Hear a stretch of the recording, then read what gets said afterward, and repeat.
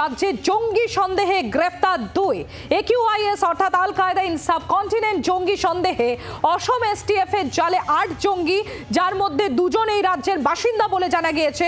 ধৃতদের মধ্যে দুজন মুর্শিদাবাদের হরিহরপাড়ার বাসিন্দা।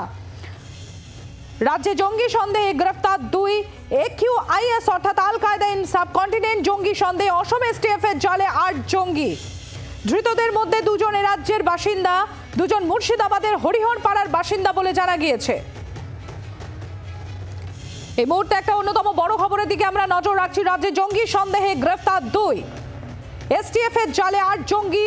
ধৃতদের মধ্যে দুজন মুর্শিদাবাদের হরিহরপাড়ার বাসিন্দা। আমাদের প্রতিনিধি পিয়ালি মিত্র রয়েছেন আমাদের সঙ্গে, সরাসরি চলে যাবো পিয়ালির কাছে।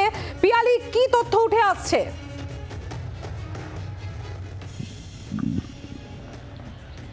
একেবারে দেখো, অত্যন্ত চাঞ্চল্যকর তথ্য কিন্তু উঠে আসছে যত তদন্ত এগোচ্ছে। তার কারণ যে তথ্য তারা পেয়েছিল, আসাম পুলিশ দ্বারা যে তথ্য পায় তার ভিত্তিতে তারা অপারেশন প্রঘাত বলে একটি অপারেশন লঞ্চ করে, একটা স্পেশাল ইনভেস্টিগেশন টিম গঠন করা হয় এবং সেই টিম গঠন করার পর তারা পশ্চিমবঙ্গ, আসাম এবং কেরালা থেকে মোট ৮ জনকে গ্রেপ্তার করেছে।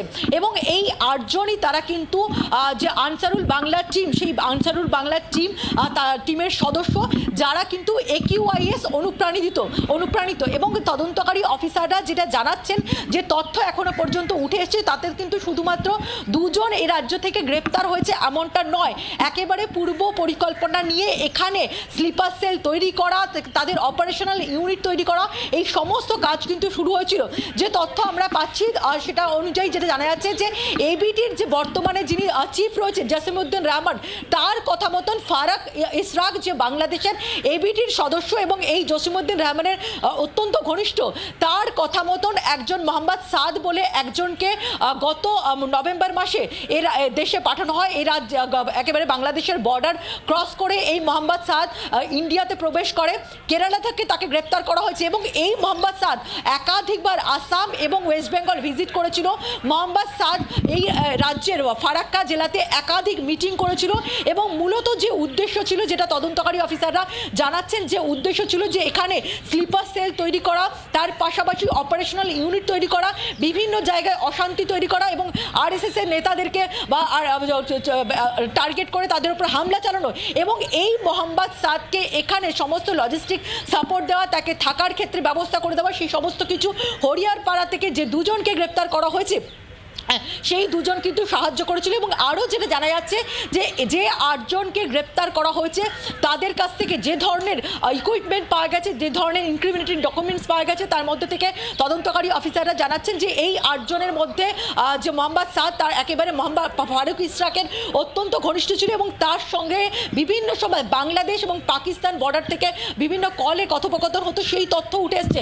ফলে তদন্তকারী অফিসাররা যেটা মনে করছেন যে এটা একটা বড়সড় সাফল্য, যেখানে একিউআইএস অনুপ্রাণিত এবিডি আনসারুল বাংলা টিম, তারা কিন্তু পশ্চিমবঙ্গ, কেরালা, আসাম এই সমস্ত জায়গাতে তাদের নেটওয়ার্ক বিস্তার করার চেষ্টা শুরু করেছিল।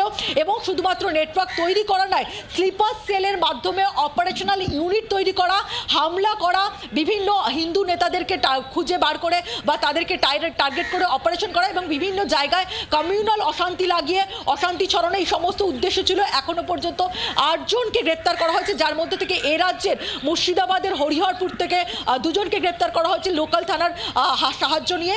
আর কাদের এখন, কারণ যেটা জানা যাচ্ছে ইতিমধ্যেই স্লিপার সেল তৈরি করা বা যারা আগে থেকে, তুমি জানো যে এর আগে আমরা দেখেছিলাম কয়েক মাস আগেই রাজ্য পুলিশের এসটিএফ এর হাতে বেশ কয়েকজন ধরা পড়েছিল, যাদের সঙ্গেও কিন্তু এবিটি বা আনসারুল বাংলার টিমের যে সদস্যরা, তাদের যোগসূত্র ছিল। এবং যে স্লিপার সেল তৈরির কথা বলা হচ্ছে, যারা লাইক মাইন্ডেড লোকজন, এইরকম কতজনকে অনুপ্রাণিত করে এই এবিটি এর ছত্রছায়া আনা হয়েছিল, সেই সমস্ত বিষয়গুলো কিন্তু তদন্ত শুরু হয়েছে। এই মোহাম্মদ সাদের সম্পর্কে পিয়ালি আরেকটু বিস্তারিত জানতে চাইবো তোমার কাছে। এই মোহাম্মদ সাদ কিভাবে অপারেশন করতো এবং তুমি যেটা বললে যে ফারাক্কায় একাধিকবার সে মিটিং করেছে এবং সমস্ত লজিস্টিক সাপ্লাই করা এই মোহাম্মদ সাদকে, তার জন্য যারা সেই লজিস্টিকগুলো সাপ্লাই করতো, তারাই এই দুজন যাদেরকে হরিহরপাড়া থেকে গ্রেফতার করেছে এসটিএফ। আচ্ছা পিয়ালি, তুমি একটু আমাদের সঙ্গে থাকো। প্রাক্তন এনএসজি কর্তা দীপাঞ্জন চক্রবর্তী আমাদের সঙ্গে রয়েছেন। স্যার, এই মুহূর্তে যে খবর আমরা পাচ্ছি, অত্যন্ত আশঙ্কাজনক একটি খবর পাওয়া যাচ্ছে যে রাজ্যে জঙ্গি সন্দেহে দুজন গ্রেফতার হয়েছে। এসটিএফ এর হাতে টোটাল 8 জন গ্রেফতার হয়েছে, তাদের মধ্যে 2 জন হচ্ছে এই রাজ্যের অর্থাৎ মুর্শিদাবাদের বাসিন্দা। আর এই মুর্শিদাবাদের বাসিন্দা যে 2 জনকে গ্রেফতার করা হয়েছে, এরা মোহাম্মদ সাদ, যে মাস্টার মাইন্ড, তাকে সমস্ত রকম লজিস্টিক্স সাপ্লাই করতে এমনই গুরুতর অভিযোগ রয়েছে। তো কিভাবে দেখছেন এই গোটা বিষয়টি? সম্ভবত 2 দিন আগেই কংগ্রেস নেতা প্রাক্তন সাংসদ অধীর চৌধুরী বলছিলেন যে উনি আশঙ্কা করছেন মুর্শিদাবাদ বাংলাদেশের দখলে চলে যাবে। এবং এই আশঙ্কাগুলো কিন্তু আমরা প্রত্যেকে করেছি, বহুবার বলেছি যে বাংলা আগ্নেয়গিরির স্তূপে বসে আছে পশ্চিমবঙ্গে, বহুবার বলেছি। অবৈধ অনুপ্রবেশ, ঢালাও রাজনৈতিক মদত, প্রশাসনিক মদত পশ্চিমবঙ্গকে এই সন্ত্রাসবাদীদের জন্য একটা সহযোগী পরিবেশ, যেটাকে আমরা বলি কন্ডিউসিভ এনভায়রনমেন্ট তৈরি করে দিচ্ছে। অদূর ভবিষ্যতে পশ্চিমবঙ্গ বাংলাদেশের মানে ভারতবর্ষে কুখ্যাত হয়ে যায় সন্ত্রাসবাদী রপ্তানিকারী রাজ্য হিসেবে। এটা যদি এখনো প্রশাসনের ঘুম না ভাঙে, শাসক দলের ঘুম না ভাঙে, মুখ্যমন্ত্রীর ঘুম না ভাঙে, বা উনি যদি জেগে ঘুমিয়ে থাকেন, বাংলা কিন্তু ভয়াবহ পরিস্থিতি হবে। আমরা বারবার বলে গেছি, আমি অন্তত ব্যক্তিগতভাবে 3 বছর ধরে দেখা যাক এখন কি করবেন প্রশাসন। যে বাইরের রাজ্য থেকে এসে এসটিএফ এসে ঢুকে নিয়ে যাচ্ছে অ্যারেস্ট করে, পশ্চিমবঙ্গের এসটিএফ কি করছে, পশ্চিমবঙ্গের ইন্টেলিজেন্স কি করছে? ওই একজন তৃণমূলের কাউন্সিলরের উপর গুলি চালাতে পশ্চিম কলকাতা পুলিশ সিনিয়র অফিসারদের বদলি করে দিচ্ছে ইন্টেলিজেন্স ফেলিওর বলে। ববি হাকিম বলছিল, আজকে ববি হাকিম কেন বলছে না যে আসাম থেকে এসটিএফ নিয়ে যাচ্ছে এখানে পশ্চিমবঙ্গ থেকে হরিহরপাড়া থেকে? তো ওয়েস্ট বেঙ্গল পুলিশের সমস্ত অফিসারকে আইদার ছুটিতে পাঠানো হোক অথবা সাসপেন্ড করা। এ ভয়ঙ্কর। এটা নিয়ে আমি জানি না এটা কতটা সিরিয়াসলি নেবে পশ্চিমবঙ্গ সরকার, অত্যন্ত চিন্তার বিষয়।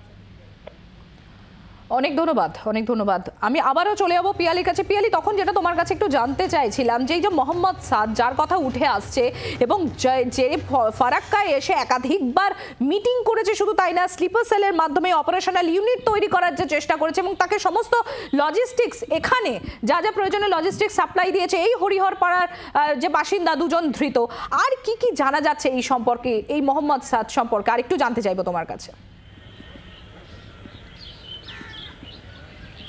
একেবারে দেখো, এটা কিন্তু অত্যন্ত উদ্বেগজনক যে পরিস্থিতির মধ্যে তুমি জানো যে অগাস্ট মাসে বাংলাদেশে তুমি যে পরিস্থিতি তৈরি হয় হাসিনা সরকারের তারপরে হাসিনা সরকার সেখান থেকে পড়ে যাবার পর নতুন যে সরকার এসেছে, এবং তুমি জানো প্রচুর জঙ্গি তারা জেল থেকে ছাড়া পেয়েছিল। সেই রকম একটা প্রেক্ষাপটে বাংলাদেশ থেকে নভেম্বর মাসে একজন এ রাজ্যে আসছে, তাকে পাঠানো হচ্ছে। কে পাঠাচ্ছে? জাসিমউদ্দিন রহমান, যে এভিটির বর্তমানে আনসারুল বাংলার টিমের বর্তমান যিনি চিফ এবং তার অত্যন্ত ঘনিষ্ঠ ফারুক ইশরাক, সেই ফারুক ইশরাক এই মোহাম্মদ সাদকে অ্যাসাইন করে পাঠাচ্ছে এদেশে। তাকে কি কি কাজ দেওয়া হচ্ছে? যে এদেশের বিভিন্ন রাজ্যে তাদের স্লিপার সেল তৈরি করা, তার মধ্যে কেরালা, তার মধ্যে আসাম, তার মধ্যে পশ্চিমবঙ্গ রয়েছে। এবং পশ্চিমবঙ্গে সে এসেছিল, এই মোহাম্মদ সাদ একাধিকবার আসে, এখানে একাধিকবার বৈঠক করে, ফারাক্কাতে বৈঠক করে এবং স্লিপার সেল তৈরি করার যে কাজ সেটাও কিন্তু শুরু হয়েছিল। ফলে তুমি যদি সামগ্রিকভাবে যদি একটা ব্রডার পার্সপেক্টিভে দেখো, সেটা কিন্তু অত্যন্ত তাৎপর্যপূর্ণ। তার কারণ এর আগে আমরা দেখেছি যে একাধিক বাংলাদেশি জঙ্গি সংগঠনের যারা সদস্য, যারা অ্যাক্টিভ মেম্বার, সেটা জেএমবি হতে পারে, সেটা আনসারুল বাংলার টিম হতে পারে, এরকম একিউআইএস, তারা কিন্তু ধরা পড়েছে। কিন্তু এমন একটা পরিস্থিতি যেখানে আমরা দেখেছি যে বাংলাদেশের এই সামগ্রিক যা এখনকার পরিস্থিতি, সেই প্রেক্ষাপটে প্রচুর যারা জঙ্গিরা ছিল তাদেরকে জেল থেকে ছেড়ে দেওয়া হয়েছে এবং সেখান থেকে একেবারে অ্যাসাইন করে এমন একজনকে পাঠানো হচ্ছে যাকে দায়িত্ব দেওয়া হচ্ছে উড়িষ্যা, কেরালা, আসাম, বেঙ্গলের মতন জায়গায় গিয়ে নেটওয়ার্ক তৈরি করা শুধু নয়, সেখানে অপারেশনাল ইউনিট তৈরি করা, হামলা করা, বিভিন্ন অশান্তি, বিভিন্ন উস্কানিমূলক ঘটনা ঘটিয়ে সেখানে অশান্তি বাঁধানো। ফলে নির্দিষ্ট একটা পরিকল্পনা নিয়ে এদেশে অশান্তি বাঁধানোর ছক নিয়ে এবিটের মাথারা যেখানে পাঠাচ্ছে সেটা কিন্তু স্পষ্ট। এবং সেই কাজে যাদেরকে গ্রেপ্তার করা হয়েছে সেই 8 জনের মধ্যে 2 জন এই রাজ্যের ফারাক্কা, এই রাজ্যের মুর্শিদাবাদের হরিহরপাড়ার বাসিন্দা, যারা অ্যাক্টিভলি এবিটির সদস্য বলে তদন্তকারী অফিসাররা জানাচ্ছেন। এবং শুধুমাত্র সদস্য নয়, যারা যারা লাইক মাইন্ডেড, তাদেরকে মিটিংয়ে নিয়ে আসা, তাদেরকে মোটিভেট করা বা তাদেরকে মঙ্গলধোলাই করা এবং একই সঙ্গে এই যে বাংলাদেশ থেকে যে জঙ্গি নেতা এসেছিল তার থাকার বন্দোবস্ত করে যাওয়া, সেই সমস্ত কাজ। ফলে এই বিষয়টা কিন্তু অত্যন্ত চিন্তার, উদ্বেগজনক। কারণ এখনো পর্যন্ত নভেম্বর মাস, এটা ডিসেম্বর মাস চলছে, 2024 নভেম্বর মাসে এই মোহাম্মদ সাদকে পাঠানো হয়েছিল এবং তার মধ্যেই এতগুলো কাজ কিন্তু সে করে ফেলেছিল এবং এতগুলো রাজ্যে কিন্তু অ্যাক্টিভ ছিল। সেই জায়গা থেকে যথেষ্ট উদ্বেগজনক। এবং এই স্লিপার সেলের সদস্য কাদের করা হয়েছিল সেই সমস্ত বিষয়গুলো একদিকে আসাম এসটিএফ তারা যেরকম দেখছে, এই রাজ্যের পুলিশের সহযোগিতা নেওয়া হচ্ছে এবং এনআইও কিন্তু গোটা বিষয়টা নিয়ে তদন্ত করছে। অনেক ধন্যবাদ পিয়ালি। আমরা কথা বলছিলাম, আমাদের প্রতিনিধি পিয়ালি মিত্র ছিলেন আমাদের সঙ্গে। আমরা ইতিমধ্যেই টেলিফোনে যোগাযোগ করতে পেরেছি, প্রাক্তন বিএসএফ কর্তা সমিত মিত্র রয়েছেন আমাদের সঙ্গে। স্যার, যেটা জানতে চাইবো আপনার কাছে, এই মুহূর্তে যে খবর আমরা পাচ্ছি যে রাজ্যে থেকে জঙ্গি সন্দেহে দুজনকে গ্রেফতার করা হয়েছে এসটিএফ, অসম এসটিএফ তাদেরকে গ্রেফতার করেছে, টোটাল 8 জনকে, তার মধ্যে 2 জন এই রাজ্যের বাসিন্দা। এবং যেটা জানা যাচ্ছে মোহাম্মদ সাদ নামে একজন যে গত 24শে নভেম্বর এখানে আসে, এই রাজ্যে এসে ফারাক্কাতে বেশ কয়েকবার সেখানে মিটিং তারা করেছেন। এবং শুধু তাই নয়, স্লিপার সেলের মাধ্যমে যে অপারেশনাল ইউনিট, সেই ইউনিট তৈরি করার কাজ অনেকটা এগিয়ে গেছিল। এবং এই মোহাম্মদ সাদকে সমস্ত রকম লজিস্টিক সাপ্লাই করতো এই 2 জন যারা হরিহর পাড়ার বাসিন্দা, যাদেরকে গ্রেফতার করেছে এসটিএফ। এটা কতটা উদ্বেগজনক? যেদিন থেকে বাংলাদেশের এই শেখ হাসিনাকে এখান থেকে ফ্লাই করে উড়িয়ে তাকে একটা আননোন ডেস্টিনেশনে পাঠিয়ে দিল বাংলাদেশ আর্মির তরফ থেকে, সেই দিন থেকেই কিন্তু আমাদের যথেষ্ট সচেতন এবং উদ্বিগ্ন হওয়ার কথা। কারণটা হচ্ছে, যদি আমরা সেই 5ই আগস্ট তার কিছুদিন আগের থেকে, যেদিন থেকে তথাকথিত গণ উত্থান কিংবা ছাত্রদের ছাত্রদের উদ্দীপনায় এই আন্দোলন, এগুলো সব বড় বড় কথা ওরা বলেছেন। প্রশ্ন হচ্ছে, তারপরেও কিন্তু আমরা হইনি। বিশেষ করে আমাদের রাজ্য এবং দেশ যতটা সচেতন হওয়ার কথা, যতটা প্রস্তুতি নেওয়ার কথা, আমরা কিন্তু নেইনি। কারণটা আমরা মনে করছি যে আমাদের কিছু হবে না। এই যে এই ধরনের নেতিবাচক কিংবা ওভার রেটিং ইয়োরসেলফ, তাহলে কিন্তু এখানে খুব অসুবিধা হবে। আজকে 2 জন ধরা পড়েছে। আমার মনে হয় এই 2 জনকে যদি ঠিক মতো ভালো করে ইন্টারোগেশন করা যায় তাহলে কিন্তু আরো হবে। এবং কোথায় আমাদের যেন দেশের নিরাপত্তাটা যেন আমাদের সুরক্ষিত থাকে, আমরা অনেক কিছু আগেই বলে দিই। হয়তো 2 জনকে ধরা হয়েছে, তারপরে আবার, কেননা সবাই এই অবস্থায় সবাই প্রশংসিত হতে চায়। এখন সেই প্রশংসার ব্যাপারে আমি যেটা আমার মনে হয় যে 2 জনকে ধরা হয়েছে এবং তারা যেহেতু ফারাক্কার ওখানে আছে এদের মডিউল, আমার এখন থেকেই আমি বলবো যে কয়েকটা কাজ এখনই করা দরকার, আমাদের ইনিশিয়েট করা, যে আমরা স্যাংশন নেব, এই করব ওই করব না। Immediate implementation of the few tasks which is required immediately for the safety of my country। সেটা কি? এক হচ্ছে সীমান্তকে আরো জোরদার করা মানে যে সীমান্ত হ্যাজ টু বি অ্যাবসলিউটলি যেন মাছি ঢুকতে না পারে। এবং তার জন্য যা লাগে, এখনো পর্যন্ত মোর দ্যান 700-800 কিলোমিটার যার প্রপার ফেন্সিং হয়নি। কেন হবে না? আমরা যদি ওয়েস্টার্ন থিয়েটারে করে আসতে পারি, আমাদের এখানে হচ্ছে না কেন? তার একমাত্র কারণ উইথ ডিউ রেসপেক্ট এবং অত্যন্ত হতাশার সঙ্গে বলছি যে কেন্দ্র যতটা আমাদের গুরুত্ব দেওয়ার কথা সেই দিকটা কিন্তু দিচ্ছে না। লুক ইস্ট যে পলিসিটা, সেই পলিসিটা কিন্তু প্রপার ইমপ্লিমেন্টেশন হচ্ছে না। তাহলে আমাদের কেন হবে না? দ্বিতীয়ত যেটা, এই যাদের আছে এদের নিয়ে ধরা পড়েছে, ঠিক আছে, বহুত বড়িয়া, কিন্তু কেন চারুর জন্য চারদিকে যেন চাউর না হয়। এরপরেই তো ম্যাপে এসে যাবে। তার অর্থটা কি? যখনই এটা হবে, his other they will go under perfect. তাহলে কি হচ্ছে? আমরা ধরলাম আননোন প্লেসে নিয়ে যেয়ে গেল এবং যারা স্টেক হোল্ডার, যে আইবি হোক, সিআইডি হোক কিংবা আমাদের এনআইএ হোক, তারা যে সেপারেটলি তাদের করুক। যখন কিছু পাওয়া গেল তাদের থেকে, we should be able to immediately pounce them. কারণ এই 2 জন খালি যারা এসছে, মনে রাখতে হবে 700-র ওপর কয়েদিদের এবং এই টেরোরিস্টদের আমাদের ইউনুস সাহেব আসার পরে ছেড়ে দেওয়া হয়েছে। নট অনলি দ্যাট, আমি এখন বলতে চাইছি না, এরপরে কিন্তু আরো বড়, আমার মনে হচ্ছে আরো বড় কিছু হওয়ার সম্ভাবনা আছে নর্থ ইস্টে। এই জন্য নর্থ ইস্টের উপর এখন প্রচন্ড খেয়াল রাখতে হবে। দুর্ভাগ্যের বিষয় যে মণিপুর যখন জ্বলছে তখন আমাদের দেশের যারা হর্তা তারা কিন্তু সেখানে যাওয়ার সময় পাননি। এই সময় যদি হয় তারা চেষ্টা করবে বর্তমান পরিস্থিতিতে তাদের অ্যালিয়েনেশন করে তারা এদের নিয়ে আবার যে বহু বছর আগে যে টেররিস্ট মুভমেন্ট কিংবা ইনসার্জেন্সি হতো নর্থ ইস্টে সেইটাই যদি ফিরিয়ে দেয় আমাদের এত বছরের সব কিন্তু নষ্ট হয়ে যাবে। সুতরাং যারা ধরেছেন তাদের আমি ধন্যবাদ জানাই, কিন্তু এইটা অনলি দ্য বিগিনিং।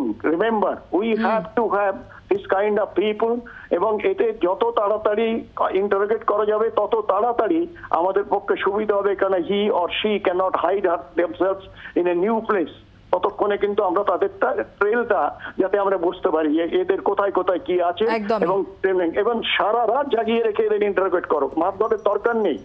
সারা রাত জাগিয়ে রেখে এদের ইন্টারোগেট করলে দেখবে যে, কারণ I have got little experience in Kashmir, আমরা মারপিটের দরকার হতো না।